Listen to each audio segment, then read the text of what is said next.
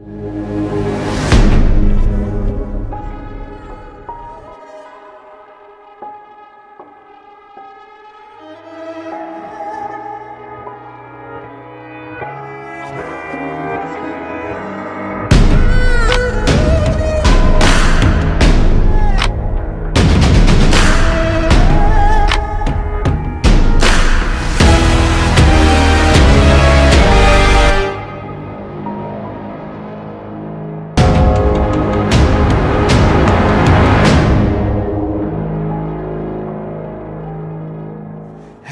everyone and welcome back to another video. Sorry if you're watching this straight away, since I've just more or less dropped a video in like the last 30 minutes and they put this one out just after it. It's like, why don't you just put it all in one article, GW? What in the hell is going on at the moment? Well, anyway, we have a new fancy, awesome looking Dark Eldar model, and it is called Drazhar, or you know, people are going to shout at me.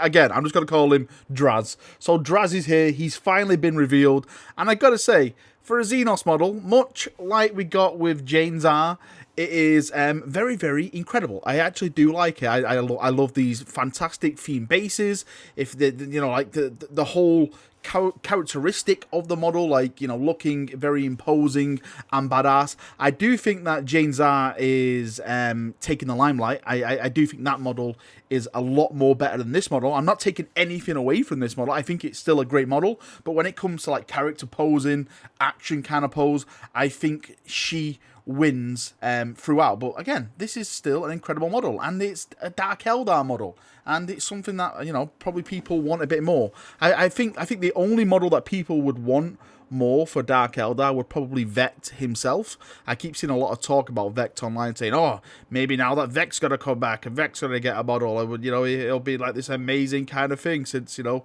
the Xenos races are getting some love. Maybe in the future, but I think we'd all deep down inside would prefer a Primarch over Vect when it comes to it, or maybe that's just me. And of course, just like Drazhar, we do get some profiles and some abilities and stuff. So let's start with the profiles first. The Executioner's Demi-Claves. These can be split into a single blade or dual blade. So they are basically both the same. They're both melee. There's no shooting at all. So let's start with the single blade. Strength is +1, AP -3, damage is 2. Yeah, that seems okay. You know, nothing. You know, like no mortal wounds or anything like that. Nothing overly exciting. Nothing like the Strength 50, which I could possibly take with my new Targaryen model. Stop it! All right, this is not an Imperial Fist video. Right, the dual the dual blades is of course range melee, type melee, and this is Strength is user, and it's AP -2, and the damage is 2. Now we don't know what the strength this guy is. There's actually no profile, but I'm sure we'll be getting that very, very soon. And it says, when the bearer fights with dual blades, it can make 2 additional attacks with this weapon. Again, we don't have any characteristics on how many attacks he can do. If it's anything that's going to be like Drazhar, which got previewed, then it might be very, very nasty. And a lot of people are saying, like, when they play with Drazhar, that she can be an absolute monster. And of course, with these new rules, they are predicting that she is going to be kind of top tier. But again, that's just people talking at the moment. It could be completely different when the dice gods are involved. They also showed off a new ability. This is called Lethal Precision.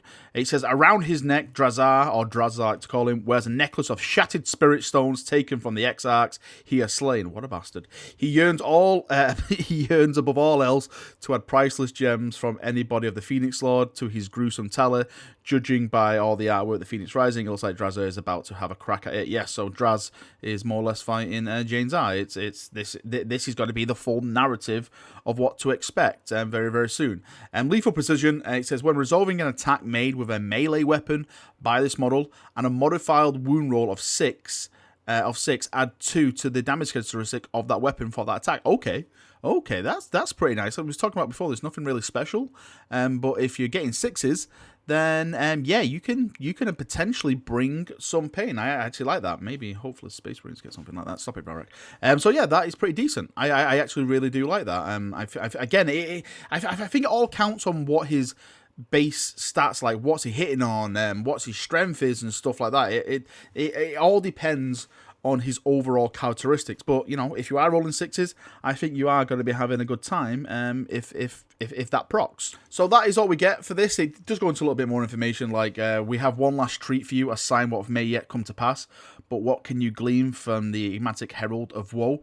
Now, I have no idea what that could be. I'm thinking maybe they're going to be showing off maybe more Incubi, or maybe they're going to be showing off more Howling Banshees, maybe.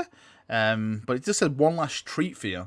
So maybe it's going to be something new. What could it be? A sign of what may yet come to pass.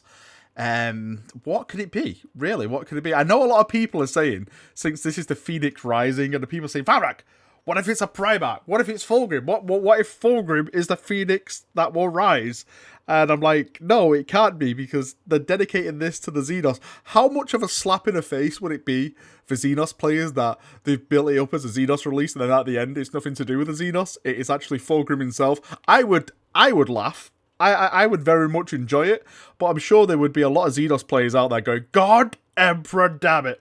How dare they? This was supposed to be our launch. Can't we have one launch without Space Marines or Primax or anything getting involved? So we shall see. We shall see indeed.